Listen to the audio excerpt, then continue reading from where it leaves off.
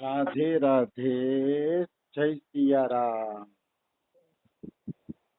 આપણે ચરિત્ર ચાલી રહ્યું છે શ્રી શ્યામચરણદાસજી મહારાજ. પણ આ ચરિત્ર લેતા પહેલા કાલના વિષયમાં એક પ્રસંગ અધૂરો રહી ગયો છે, અને એ શાસ્ત્રની મહિમાનો પ્રસંગ છે, એટલે મને બહુ ગમે છે. એટલે વારંવાર હું આ પ્રસંગ લઉં છું. કાલે આપણે જોયું તું કે ભગવાનના નામથી પણ અમંગલ હટે છે, મેલી વિદ્યા હટે છે. ભૂત પિશાચ નિકટ નહીં આવે, મહાવીર જો નામ સુનાવે. ભગવાનના નામથી આ ભૂત પ્રેત ડાકીની સાકીની અને મેલી વિદ્યાના પ્રપંચો હટે છે. એમાં જો શાસ્ત્ર પણ તમારી પાસે હશે, શાસ્ત્રનો પણ સાથ હશે, તો એ અમંગલ હટી જશે. શાસ્ત્ર એની હું તમને ઉદાહરણ આપું. સ્વામી રામસુખદાસજીએ એમની ગીતાજીમાં આ ઉદાહરણ આપ્યું છે. રામસુખદાસજીએ એવું ઉદાહરણ આપ્યું કે બે ભાઈ હતા, એમાં એક ભણેલો ગણેલો હતો ને બીજો અભણ હતો.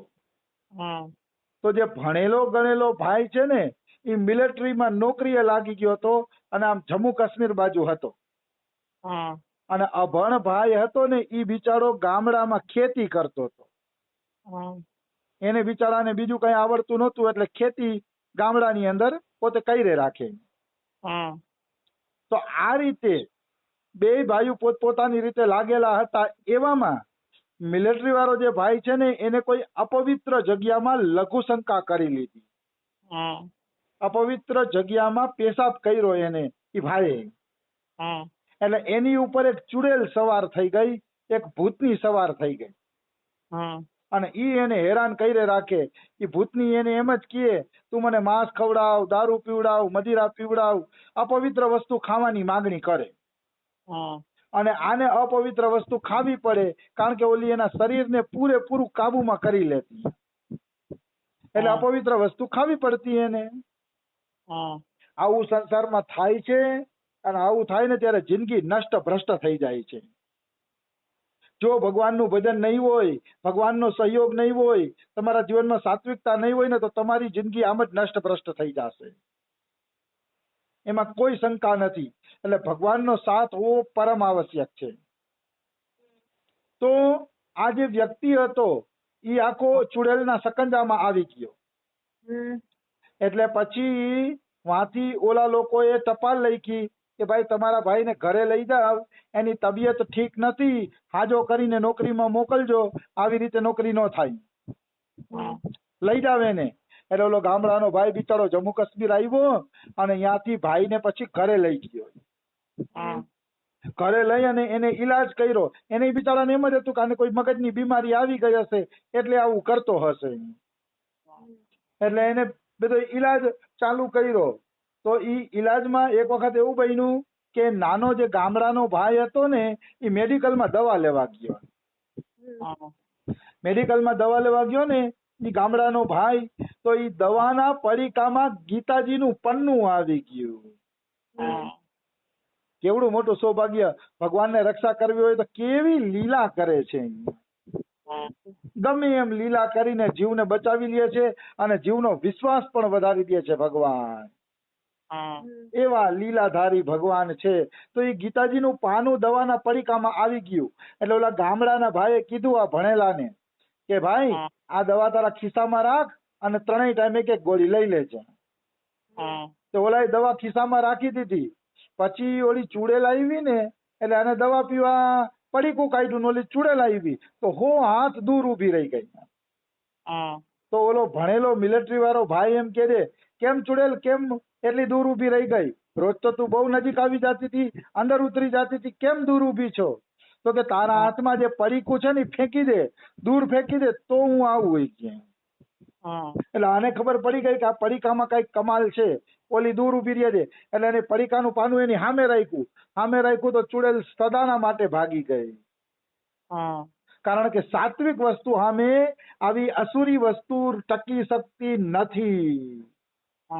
ગીતાજી છે એ સાત્વિક વસ્તુ છે, ભગવાનનું નામ એ સાત્વિક વસ્તુ છે, સંતોનો સંગ એ સાત્વિક વસ્તુ છે, ઠાકોરજીની સેવા પૂજા આ તે આ કંઠી તિલક આ બધું સાત્વિક વસ્તુ છે ને આની સામે આવી અપવિત્ર વસ્તુ ટકી શકતી નથી. એટલે સાત્વિક વસ્તુનો સંગ હોવો જોઈએ તો જ તમે આ અપવિત્ર માયાઓથી બચી શકશો. તો ઓલો જે ભાઈ હતો એને ગીતાનું પાનું દેખાડ્યું એટલે ચુડેલ ભાગી ગઈ. પછી તો એ ભાઈની એટલી ગીતાજીમાં શ્રદ્ધા થઈ ગઈ ને કે એને 100-150 ગીતાજી લીધી અને અહીંયા મિલિટરીમાં ગયો ને તો પોતાના બધાય ભાઈબંધોને એક એક ગીતાજી વેચી દીધી એને. બધાય ભાઈબંધોને એને એક એક ગીતાજી આપી. આટલી બધી એની મોટી શ્રદ્ધા થઈ ગઈ ગીતાજીની અંદર. તો મારો કહેવાનો ભાવ શું છે? કહેવાનો ભાવ એ છે કે શાસ્ત્રનો સંગ હોય કે કંઠી તિલકનો સંગ હોય કે સંતોનો કે ભગવાનના નામનો, આ ચારેય ઉદાહરણ આપણે લીધા, આમાંથી કોઈનો પણ સંગ હશે એટલે તમારે કોઈ અમંગલથી ડરવાની જરૂર નથી. કોઈ અમંગલ તમારો વાર પણ વાંકો કરી શકશે નહીં. એમાં કોઈ એટલે કોઈ શંકા નથી. जितने तारे गगन में उतने शत्रु होय, बाल न बाको कर सके जो जग बेरी होय. ભગવાનની શરણમાં હશે તો કોઈ વાળ પણ વાંકો કરી શકશે નહીં. એટલે આ મારો પ્રિય પ્રસંગ રહી જતો હતો કે તમારા ઘરમાં શાસ્ત્ર પણ પડ્યા હશે ને તો કોઈ મેલી વિદ્યા કરશે ને તો એ શાસ્ત્રો ભગાડી દેશે. એટલી ખાલી સાત્વિક શાસ્ત્રોની તાકાત છે. આવી વસ્તુ છે. એટલે શાસ્ત્ર હોવા જરૂરી છે, ઠાકોરજી હોવા જરૂરી છે, કંઠી તિલક આ તે બધું ઘરના મંદિરમાં હોવું જોઈએ. આજ આપણી અસલી હિન્દુ સંસ્કૃતિ છે. આવી વસ્તુ છે. તો આપણે ચરિત્ર શ્યામચરણદાસજી મહારાજનું હાલતું હતું એમાં આગળ વધીએ તો શ્યામચરણદાસજીએ એની માતાને ઉપદેશ આપ્યો. જેમ કપિલ ભગવાને માતા દેવહૂતિને ઉપદેશ આપ્યો તો એ રીતે જ આમને એમની માતાને ઉપદેશ આપ્યો. કપિલ ભગવાનની માતાએ કપિલ ભગવાનને પેલો જ પ્રશ્ન એ કર્યો હતો કે બેટા મને બતાવ કે બંધન અને મુક્તિનું કારણ શું છે. બંધન કેનાથી થાય છે ને મુક્તિ કેનાથી થાય છે? ત્યારે કપિલ ભગવાને જવાબ આપ્યો હતો કે માં, મન જ બંધનનું કારણ છે અને મન જ મુક્તિનું કારણ છે. મન જ મુક્તિ બંધનનું કારણ છે, બીજું કોઈ કારણ નથી. મન જો ભગવાનમાં લાગે તો મુક્તિનું કારણ બની જાય છે અને મન જો સંસારમાં લાગે તો બંધનનું કારણ બની જાય છે. અને મુક્તિ અને બંધનનું કારણ મન જ છે. મનને વશમાં કરી લ્યો તો ખતમ થઈ ગઈ વાત, તમારે કઈ કરવાનું જ ન રહ્યું. બધાય ભજનનું કેન્દ્ર બિંદુ છે તમારું મન વશમાં થઈને શાંત થઈ જાય. જાણે શાંત સરોવર હોય, શાંત સમુદ્ર હોય એવી રીતે મન શાંત થઈ જવું જોઈએ. સાધકના મનને શાંત સમુદ્ર જેવું કેમ કીધું? સમુદ્રના મોજા છે ને કિનારે વધુ ઉછાળા મારતા હોય પણ મધદરિયે જાય ને ત્યારે સમુદ્ર શાંત હોય.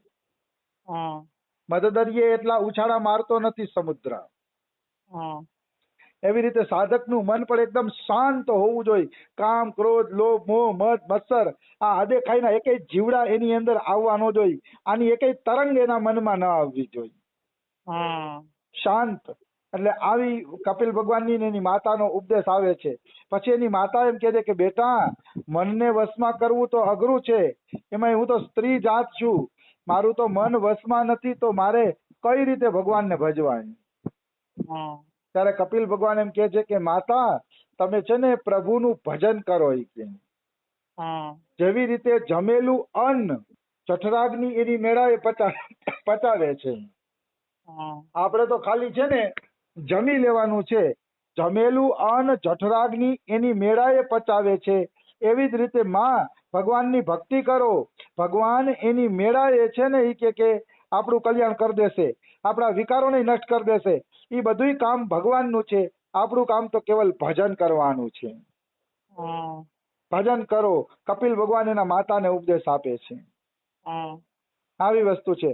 આજે એક સંત હારે હું બેઠો તો બારે અમારા બાબાના આશ્રમમાં, તો એને મને પ્રશ્ન કર્યો કે સ્વધર્મ શું છે અને પરધર્મ શું છે? તો મેં એને કીધું કે સ્વામી રામસુખદાસજીનો મત મને અતિશય ગમે છે સ્વધર્મ અને પરધર્મમાં. સ્વામી રામસુખદાસજી એમ કહે છે કે શરીર અને સંસાર આપણું નથી, એટલે એને પર માનવું. પારકી વસ્તુ છે, મતલબ એક દિવસ અહીં માટીમાં મળી જવાની છે. અને આ શરીરની અંદર જે આત્મા રહેલો છે એ આત્મા આપણો પોતાનો છે. આત્મા છે ને એ સ્વ છે, કારણ કે એક આત્મા સિવાય આપણું કહી શકીએ એવું કાંઈ નથી. શરીર આપણું નથી ને સંસાર આપણો નથી, કેવળ આત્મા જ આપણો છે. એટલે આત્માના કલ્યાણ માટે ચાલવું ને એને સ્વધર્મ કહેવાય. અને આત્માને છોડીને શરીર અને સંસારના સુખ માટે જેટલા કર્મ કરીએ એ બધા પરધર્મ કહેવાય. એટલે આપણે રોજે રોજ એ જ વિચારવાનું કે આપણી પ્રત્યેક પ્રવૃત્તિ, પ્રત્યેક વસ્તુ, પ્રત્યેક કર્મ આત્માના કલ્યાણ માટે કરીએ છીએ કે નહીં. પછી ભલે નોકરી કરી, ધંધો કરી, જે કરીએ એ, પણ એનો ઉદ્દેશ્ય એ હોવો જોઈએ કે આપણા આત્માનું કલ્યાણ થાય. ઉદ્દેશ્ય જો આત્માના કલ્યાણનો છે તો માનો કે તમે બાજી મારી ગયા. આવી વસ્તુ છે. એટલે કાંઈ સ્વધર્મ ને પરધર્મમાં કાંઈ જાજુ જાણવાનું નથી. આટલું ટૂંકું ટચ જાણી લેવું જરૂરી છે કે આત્માના કલ્યાણ માટે જેટલી ક્રિયા કરી એ બધી સ્વધર્મની છે. ઘણા સ્વધર્મ ને પરધર્મ ને એના અલગ વ્યાખ્યા કરે. કાનુડાને માની સ્વધર્મ કહેવાય, આપણે તો કાનુડાના ભક્ત કહેવાય.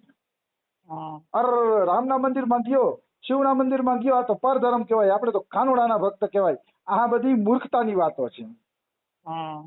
આ બધી મૂર્ખતાની વાતો છે. સ્વધર્મ પરધર્મ એ છે જ નહીં. એ તો ખોટો લડાઈ ઝઘડો છે. એ તો ખોટો લડાઈ ઝઘડો છે. રામના મંદિરમાં જાઓ કે મહાદેવના મંદિરમાં તત્વથી ભગવાન એક જ છે. એટલે કોઈના મંદિરમાં જવાથી આપણો સ્વધર્મ નષ્ટ નથી થતો, પણ સ્વધર્મ નષ્ટ થાય છે આપણા સ્વાર્થના કારણે. શરીર અને સંસારના સુખમાં ફસાઈ જાય ને, એ સ્વાર્થમાં ફસાઈ જાય ને ત્યારે આપણો સ્વધર્મ નષ્ટ ભ્રષ્ટ થઈ જાય છે. એને તો મનુષ્ય સમજતા નથી અને સ્વધર્મને કંઈક અલગ જ વ્યાખ્યા આપી. આપણે તો ભાઈ નિત્ય વિહાર સિવાય કાંઈ કરીએ નહીં. કાનુડામાં ભેદ કર્યો. કાનુડામાં અમે વ્રજના કાનુડાને ન માનીએ, ઓને જ માનીએ ને આને જ માનીએ ને. આ બધી વાતો મૂર્ખતા સિવાય કઈ નથી. ભગવાનના ભજનમાં આવા ખોટા તર્કવાદ કરવા જોઈએ નહીં. આવી વસ્તુ છે. તો શ્યામચરણ દાસજીની માને ઉપદેશ આપ્યો શ્યામચરણ દાસજીએ, એટલે એની માં બોલી, ऐसा ज्ञान कहाँ से पाया, कथा सुनी नहीं गुरु नहीं ધ્યાયા. એની માં એમ કહે છે કે દીકરા તને આવડું મોટું જ્ઞાન ક્યાંથી મળી ગયું? તે તો કોઈની કથાય નથી સાંભળી અને તારા તો કોઈ ગુરુય નથી, તો તને આવડું મોટું જ્ઞાન ક્યાંથી થઈ ગયું? પણ એક વાત યાદ રાખજો કે જે ઉપરથી ઉતરેલા મહાપુરુષો છે એને છે ને કોઈની કથામાં બેસવું પડતું નથી, કોઈ પાસે શાસ્ત્ર ભણવા પડતા નથી, શીખવા પડતા નથી. એના હૃદયમાં જ બધું પ્રગટ થાય છે. એને કાંઈ ન, એ તો બધા શીખાવીને આવ્યા હોય. આજે હું એક ચરિત્ર વાંચતો તો નારાયણ ભટ્ટજીનું. એના માટે નાભાજી લખે છે, વ્રજભૂમિ ઉપાસક નારાયણ ભટ્ટસો રચી પચી હરિ એકે કિયો. એનો અર્થ એવો થાય છે કે વ્રજભૂમિને બચાવવા માટે અને એની લીલાસ્થળીના રક્ષણ માટે નારાયણ ભટ્ટ જેવો એક જ સંત ભગવાને બનાવ્યો. તો રચી પચી હરિ નિર્મયો, એનો અર્થ એવો થાય છે કે ભગવાનના પાર્ષદો જયારે ભક્તિનો પ્રચાર કરવા આવે ને ત્યારે એના શરીરને ખુદ ભગવાન બનાવે છે, એની આત્મામાં ખુદ ભગવાન બેસે છે અને એ સંસારના નિયમોથી પરે સંસારમાં સ્વતંત્ર રૂપે ભગવાનની ઈચ્છાથી જીવે છે. એવી વસ્તુ છે. જેમ આપણે પિક્ચર જોતા હોય તો એના જેટલા પાત્રો છે ને એ બધા ડાયરેક્ટરને અધીન છે. બધા પાત્રો ડાયરેક્ટરને અધીન છે. ડાયરેક્ટ સ્વતંત્ર રૂપે ફરતો હશે અને બધાને આદેશ આપતો હશે કે તમે આમ કરો, તમે આમ કરો, તમે આમ કરો. એમ ભગવાનના જે પાર્ષદો છે એ પાર્ષદોનું શરીર જ ભગવાન બનાવે છે, એનો આત્મા એ ભગવાન જ નિર્માણ કરે છે. એટલે એને ભગવાન બનાવતા હોવાના કારણે એ અલગ જ દુનિયાના જીવ હોય છે. એને પછી કોઈ ગુરુ બરુ ન બનાવે તો ચાલે, જેમ હનુમાન પ્રસાદ પોતાને નહોતા બનાવ્યા. ગુરુ ન બનાવે તો ચાલે. તો